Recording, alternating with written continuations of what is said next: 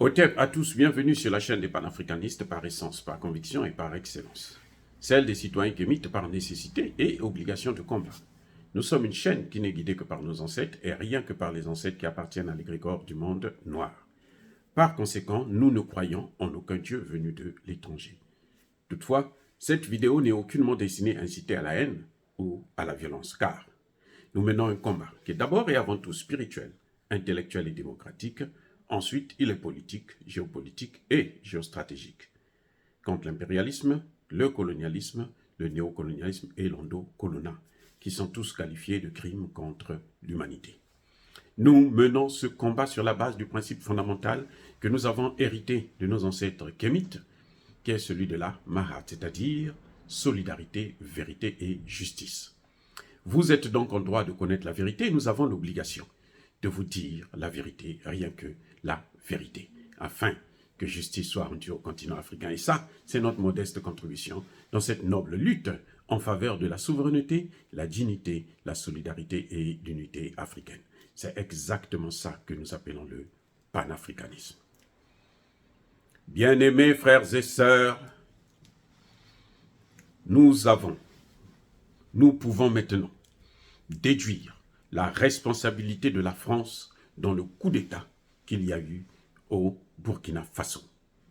Le coup d'État manqué la semaine dernière contre le président Ibrahim Traoré. Non, pas la semaine dernière, 2 semaines de cela disant. Vous savez, c'est confirmé que le chef d'état-major général de l'armée, plutôt de la gendarmerie, est actuellement aux arrêts. Monsieur le colonel, lieutenant-colonel Evrard Sanda. Il a été d'ailleurs relevé de ses fonctions et remplacé par un certain Kouagi Natama, celui qui était le conseiller militaire de comment vous s'appelez, du président de l'Assemblée de transition actuelle. Donc, le lieutenant-colonel Evrard Sanda, qui est un des acteurs importants dans ce coup d'État manqué contre le président Ibrahim Traoré, a été nommé à ce poste le 1er février 2022. Écoutez-moi bien, il a été nommé à ce poste le 1er février 2022. Voilà. Qui était au pouvoir le 1er février 2022? Question. Qui était au pouvoir? Ce n'est pas le président Ibrahim Traoré. Non. Le 1er février 2022, c'est la date à laquelle le président Damiba a pris le pouvoir. Lui, on peut l'appeler putschiste parce que, bon, bien entendu, c'est un putschiste puisqu'il est venu pour servir les intérêts de l'Occident. Ça, c'est le vrai coup d'État. Alors qu'avec Traoré, c'est une révolution. Ou plutôt, on peut dire un coup d'État révolutionnaire. Ça m'étonnerait que Marc Christian Kaboré puisse nommer un nouveau chef d'état-major au moment où il venait d'être évincé du pouvoir. À moins qu'il ait pris les fonctions ce jour-là. Non, ça m'étonnerait. Donc, c'est un homme de Damiba. Puisqu'il a été nommé le 1er février, donc le lendemain du coup d'État. Puisque quand vous faites un coup d'État, vous êtes ensemble. Maintenant, vous partagez aussi le pouvoir. Ceux qui viennent avec vous, qui font le coup d'État avec vous, ben, parce que vous partagez les mêmes objectifs, vous devez vous partager le pouvoir. C'est l'occasion pour moi de soulever une petite erreur donc, du président Traoré, qui quand il arrive au pouvoir, il n'a pas viré ce chef d'état-major. Mais vous savez, quand il est arrivé au pouvoir, c'est là l'ambiguïté, la difficulté que le président Traoré a eue, que je comprends très bien d'ailleurs. Hein, je pense que vous allez comprendre avec moi. Si quand il était arrivé, il change tous les postes militaires, on va dire qu'il fait la chasse aux sorcières. Donc il n'est pas venu pour diriger le pays, il est venu pour seulement se servir, pour venir, il avait besoin du pouvoir, donc il est obligé de massacrer tout le monde, de déplacer tout le monde, de virer tout le monde, afin de rester avec son propre groupe. Et là, on va parler de discrimination, d'ethnicité, de dictature, de tous les noms. Donc, ce n'était pas évident aussi qu'il puisse faire le nettoyage total. C'est à chacun de comprendre que, bon, les dés sont lancés, on a une nouvelle ligne de conduite, on a un nouveau, comment on appelle ça là, une nouvelle feuille de route.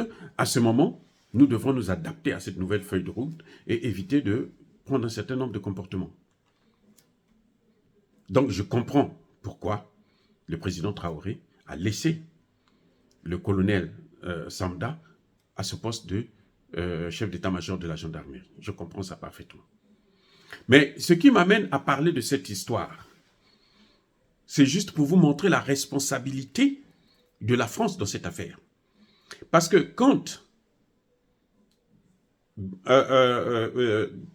Damiba prend le pouvoir, le 31, le premier, lui, il est nommé à ce poste. Et qu'est-ce qui se passe? Nous savons que Damiba n'a pas travaillé pour lui-même, pour le peuple. Damiba, c'est un pion de la France. Damiba a été français, formé d'ailleurs en France. J'aurais bien voulu savoir où est-ce que le colonel Samda a été formé. Mais bon, bref, Damiba a été formé en France. C'est un homme des Français. Et il l'a prouvé. Depuis qu'on l'a vu boire son champagne avec Emmanuel Macron à New York, lors de la session plutôt de l'Organisation des Nations Unies. Donc, vous voyez, nous avons là affaire à un homme de Damiba, un homme de confiance de Damiba. Parce que dès que Damiba prend le pouvoir, il le nomme à ce poste-là. C'est que Damiba avait vraiment confiance en lui. C'est que Damiba avait fait son coup d'État avec lui. C'est que ce monsieur doit avoir les mêmes contacts que Damiba. Je ne sais pas si vous voyez. Il doit travailler pour Damiba. Et puisqu'il travaille pour Damiba, il doit travailler pour les maîtres de Damiba. C'est comme aujourd'hui, le capitaine Traoré a une équipe. Il renforce sa coopération avec la Russie. Forcément, ceux qui sont avec lui doivent avoir de bonnes relations avec la Russie. Forcément. Sinon, ils ne peuvent pas travailler avec lui. Ah oui. Puisque sa politique, c'est une politique de changement de partenaire. Quand il change de partenaire, le nouveau partenaire, là, il est admis par toute l'équipe qui te soutient, toute l'équipe qui travaille avec toi, à moins d'être hypocrite. Donc, quand Damiba le nomme à ce poste-là, juste au lendemain de son investiture, de sa prise de pouvoir, c'est que Damiba avait confiance en lui et que c'est un poste stratégique. C'est pas pour rien que c'est lui qu'on a utilisé, parce que c'est un poste stratégique. La gendarmerie nationale. Eh oui. Donc, nous avons là affaire à un homme qui travaillait pour Emmanuel Macron. Donc, quand Damiba part au Togo, Damiba n'est pas parti pour aller se reposer. Il ne s'est pas proclamé vaincu. Damiba avait toujours les intentions de revenir. Et la France a dû... c'est la France qui lui a demandé d'aller au Togo. Eh oui. Pourquoi il est allé au Togo juste à côté? Le Togo est à côté du Burkina Faso. Pourquoi? C'est parce qu'il sait que si je vais plus loin, ça peut être... je risque de perdre le pouvoir et on ne pourra plus m'utiliser. C'est pas pour rien. Vous avez vu Blaise Compaoré, on l'a envoyé en Côte d'Ivoire. C'était de telle sorte qu'à tout moment, il peut revenir. Par vol d'avion, c'est peut-être 1 heure, sinon moins. Tu es déjà au Burkina Faso, depuis la Côte d'Ivoire, depuis le Togo. Donc vous voyez bien que, en fait, ce coup d'État, c'était pas un coup d'État neutre. Ça dépasse la dimension d'Alassane Ouattara. Ça dépasse ça. De toutes les façons, Alassane Ouattara ne peut pas travailler, faire un coup d'État sans l'avis de la France. Donc, celui qui est au top de cette affaire, ce n'est pas Alassane Ouattara. Alassane Ouattara, c'est le financier. Parce que Emmanuel Macron, il ne donne pas son argent. Ah oui, puisque vous travaillez pour lui. L'Afrique, c'est pour lui, ça lui appartient, donc il ne vous donne rien. 2, Emmanuel Macron ne peut pas donner les euros. Il doit donner le CFA pour exécuter les travaux. Donc il faut bien que quelqu'un puisse sortir l'argent des fonds publics, puisque c'est beaucoup d'argent. Ce n'est pas moins de 25 milliards qui avaient été mis en jeu pour ce coup d'État. Vous voyez, donc la France aujourd'hui ne peut pas nier être en dehors de ce coup d'État au Burkina Faso. Elle ne peut pas nier.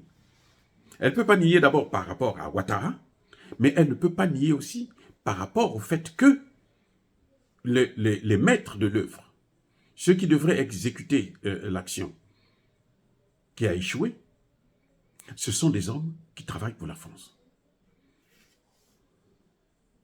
Donc, M. Traoré devait faire très attention. C'est vrai que bon, on ne peut pas stigmatiser les gens, dire que bon, tous ceux qui sont formés en France, tous les militaires formés en France, là, ils vont faire un coup d'État. Non, il y en a qui sont très, très, très sérieux, qui sont patriotistes et que, d'ailleurs, j'en profite de saluer.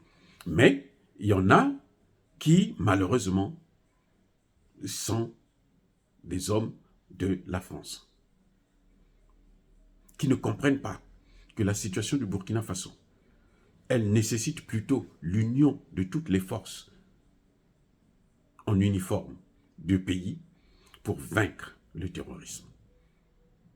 Même la démocratie, là, ça n'a aucun sens, aucune importance.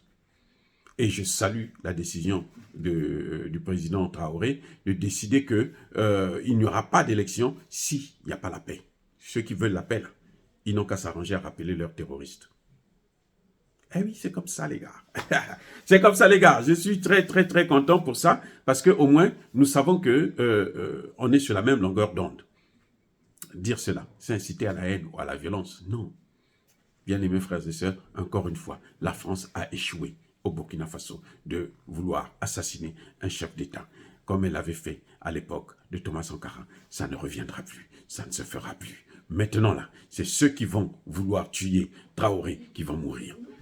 Bien-aimés frères et sœurs, soyez bénis. Je persiste et je signe. Soyez abondamment bénis par le Dieu des Kémites et par nos ancêtres angélisés. Mais que tous ceux qui persécutent le continent africain le pillent et le déstabilisent, qu'ils soient noirs, blancs, chinois, arabes, indiens ou qui qu'ils soient punis, maudits, foudroyés, neutralisés, écrasés, effacés par ce Dieu des Kémites et par nos ancêtres angélisés.